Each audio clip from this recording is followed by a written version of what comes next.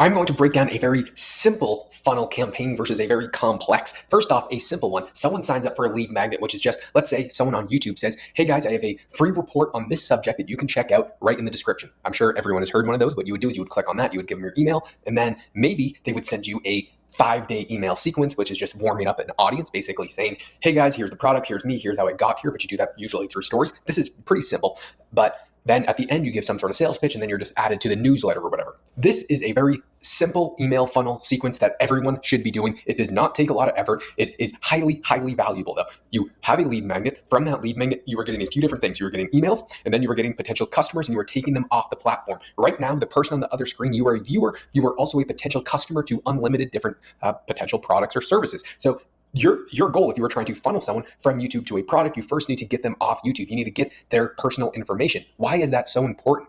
If someone's just on YouTube, the platforms owns your view.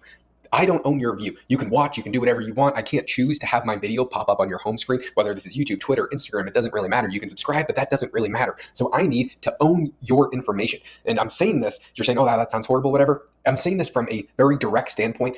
All of this is voluntary. So then what you would do is I would try and get you on a secondary platform. A lot of kids today, they are actually, a lot of Instagrammers, they're just doing DM me for this. And then they have people using usually Go High Level or something along those lines. They're sending out direct messages via email, usually having AI or Philippines do that for them. A lot of young people are doing Telegram, Discord, all these other things to get people off platform. But the key is email. That is the holy grail. Let me get your email, then I can really send you any message whenever I want, and I can hopefully get your attention.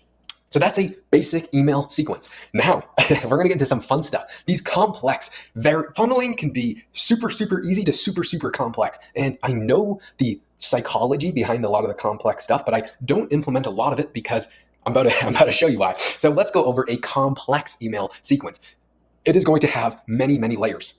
So let's just first take an example. You go on somebody's website, and everybody knows if you open up a website, usually you get a flash up saying, hey, give me your email. It says something along the lines of blah, blah, blah, sign up for my email here, type it in. And then it usually takes up the full screen. There's a tiny little X in the corner. If you sign up from an email from the website, from a very broad reason, what you would do is you would get a certain email sequence. Because this is a broad, you don't know if they obviously are just checking out the website. They probably don't know too much about your business. The email sequence that person is going to get is probably a little bit longer. Instead of a 5-day, maybe a 7 or 10-day email sequence, possibly even longer, trying to nurture this audience to take them through the entire story as to how you got here, using high drama, usually some sort of soap opera sequence, trying to hook them at the end of each email so they read the next email. What the goal from those is, so they come to know, like, and trust you to a higher possible degree. They come to know the product, understand it, see the value. Then they get a good offer, then some sort of deal at the end of that email sequence to hopefully convince them to buy the product.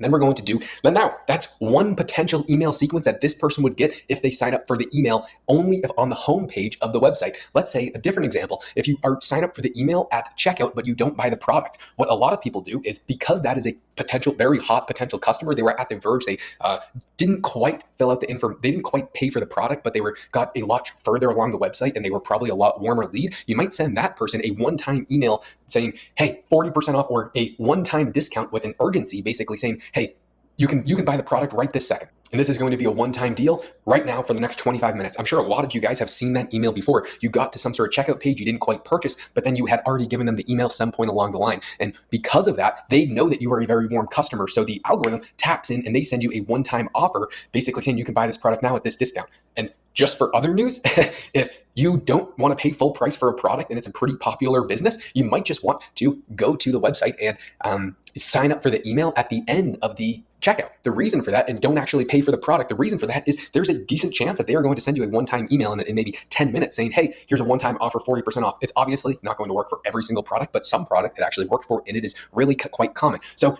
this is how you could have two different emails, two different sequences that get posed to two different groups of people based upon why they signed up for the email. But that is the easy stuff. That stuff is actually pretty easy. What really gets complicated, and what some people who are really fucking good at this stuff too, is people buy products for different reasons, through logic, emotion, running away from stress and running away from pain, or running towards pleasure. And some products fit the category where they can be under any. So some people will have lead magnets or different lead pages that are more fear-based and more running away from pain type of pages. And from that, if you get the email, you are going to get an email sequence of a fear-based, running away from pain type email sequence to nurture you, knowing your psychology. I mean, it actually gets this deep from some people. So that campaign is going to be directed for people who buy products running away from pain. And the opposite is true if you sign up for an email magnet that is running towards pleasure, or sign up from a website, a link that is running towards pleasure, maybe how to make $10,000 per month. You sign up for some sort of web page, you get an email sequence. That email sequence is going to be more running towards pleasure and then hitting that emotional state. So a lot of this is just human psychology, and you can take the same psychology and wrap it up together in a simple email sequence. I personally like to use simple email sequences, but wait, I am not done yet. I need to wrap this up. So what I think is really interesting, which I think is pretty important, quasi-complex, but wildly underused. What I just explained were different email sequences to maybe convert to more customers, but I don't think that moves the needle as much as some people do, who these quote-unquote funnel experts. A lot of them are doing a lot of mumbo-jumbo jargon. Complexity equals problems. Kind of like if you're driving a super fast supercar. Yeah, it's great. It can go 145 miles an hour right off the jump. But if you get something very small wrong with it, the entire car is totaled. It's super expensive. It's very hard to figure out. And that's the same way these super complex funnel sequences are. It's hard to track the data. But this is going to be a tip that is actually not very well used, but very, very crucial. People think once you close a client and once you actually get a customer, your job is done. Oh, great, I got a customer, they're a customer for life. No, especially for these monthly subscription services or live events or really any product. Most times, if you buy a product, you would like to buy it again. I know if I buy a pair of running shoes and I like it, I'm going to buy those running shoes again. Your job is not done once you close the customer. You have to continuously nurture the customer and give them free additional value, especially if you have an online business.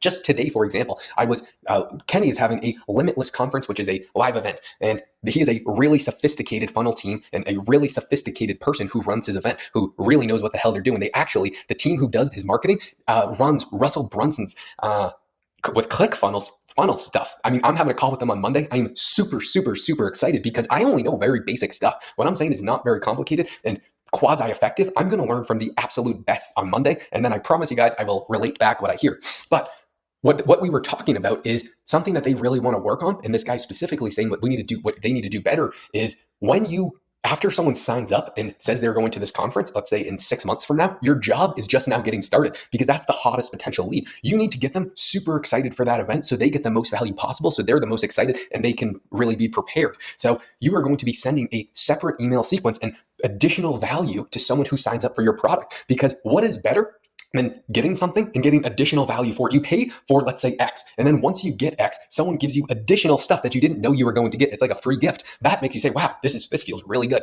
Even if it is just part of the actual product, but you just don't tell anyone. You just add it on and you are giving additional free value. That makes the person who bought the product, make them feel like they made a good decision. So once you get the customer, you need to continuously give them more and more free stuff. You need to make sure that they get the value from your business, product, or service, because they are going to a live event and they're going to be speakers. With the email sequences that they need to get them excited. They need to get them riled up to go to the event. And you know what the best potential customers are? Let's say I am going to an event and I'm super, super excited about it. I'm the best marketer of that product in the entire world. I'm going to tell my buddies, I'm going to say, hey, PJ, dude, I'm going to this event over here. It's going to be amazing. Luke, I'm going to this event in Dallas, dude. You've got to be there. I actually have a referral code that they just emailed me saying I could bring a few of my friends if you guys want. That's the type of things I'm talking about. You need to get the person so excited to go that they're telling their friends. And then everyone gets the most value out of it. And then they're receiving the highest possibility product. The reason for that is usually if you have a product or a service teaching people how to do something, the quality could be absolutely amazing, but people only base the quality based upon the results that they get. So that means you need to make sure whatever you are saying, they get the results. So you need to put them in the right mind frame to get those results. So that's something that I'm really going to try and work on. What happens? How can we add more value how can we make someone's life the easiest possible so they understand the product after they buy it, so they have the best onboarding experience, so they have the best experience with the product, so they're most likely to recommend friends, so they most likely continue paying for the product and buy anything else that they may sell into the future. So I am by no means an expert at this stuff. I'm learning by doing this stuff hands-on every single day. I'm going to be talking to the real experts on Monday, and I could not be more excited. The team that I'm going to be talking to, they run Russell Brunson's funneling stuff, a bunch of other people's funneling stuff, and fuck, that is so cool. That's honestly like a dream come true to me. I absolutely geek over this stuff if you can't tell just by watching me talk about it, but being hands-on and someone who's literally doing the best in the world at what they're doing, working with a brand like that to hopefully elevate my skills. And what I'm going to do is I'm going to say, dude, I'm not very good at this stuff, so let's barter skills. I will teach you how to grow everything that you are trying to do to a much higher degree than what you guys are doing. Here are the problems that you have right now. Here's how I'd fix them. Here's what you could do completely for free. In exchange for that, I just want you to teach me how to do this.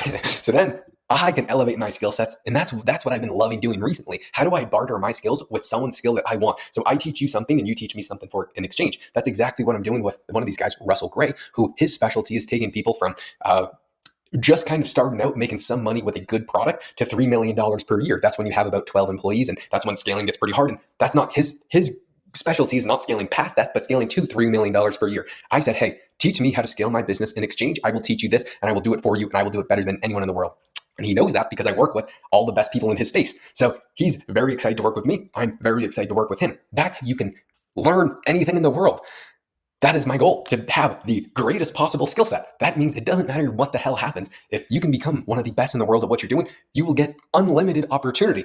Instead of charging all these people as much as humanly possible, I'm taking a completely different approach. Screw money, teach me what you know, so I will never have to worry about money in the future. Anyway, thank you and goodbye.